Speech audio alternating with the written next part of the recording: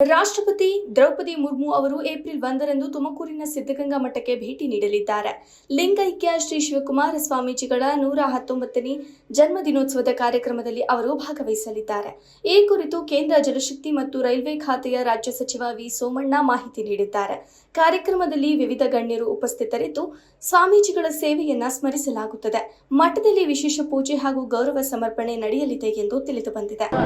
ರಾಷ್ಟ್ರಪತಿಗಳು 31ನೇ ತಾರೀಕು ಸಂಜೆ 8:30 HL ಏರ್ಪೋರ್ಟ್ಗೆ ಬರ್ತಾರೆ. ಅಲ್ಲಿ ಬರಮಾಡಿಕೊಂಡು ಅವರು ನಮ್ಮ ರಾಜ್ಯಪಾಲರ ಭವನ ಗವರ್ನರ್ ಬತ್ತೊಳಗೆ ಅದಕ್ಕೆ ನಾವು ಲೋಕಪಾಲ್ ಭವನಲ್ಲಿ ವಾಸ್ತವ್ಯ ಮಾಡ್ತಾರೆ. ಮಾನ್ಯ ಬೆಳಿಗ್ಗೆ 9 ಗಂಟೆಗೆ ಬಿಟ್ಟು 9:30 ಹೆಲಿಕಾಪ್ಟರಲ್ಲಿ ತುಮಕೂರು ಬರ್ತೀವಿ.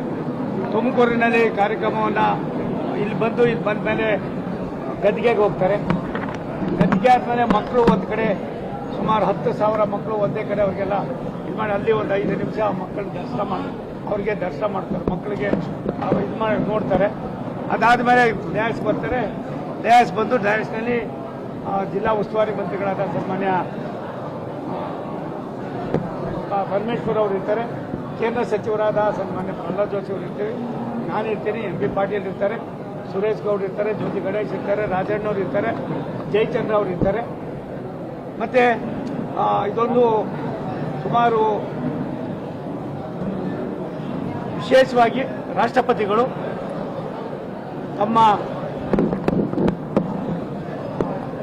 ಮುಂದಿನ ಜನಾಂಗಕ್ಕೆ ಬಡತನವನ್ನು ಯಾವ ರೀತಿ ಮೆಟ್ಟಿ ನಿಲ್ಬೋದು ಅನ್ನೋದಕ್ಕೆ ಅವ್ರು ಕೊಡ್ತಾ ಇರ್ತಕ್ಕಂಥ ಕೆಲವು ಕಾರ್ಯಕ್ರಮಗಳು ನಿಮಗೆ ಅವಿಸ್ಮರಣೀಯವಾಗಿದೆ.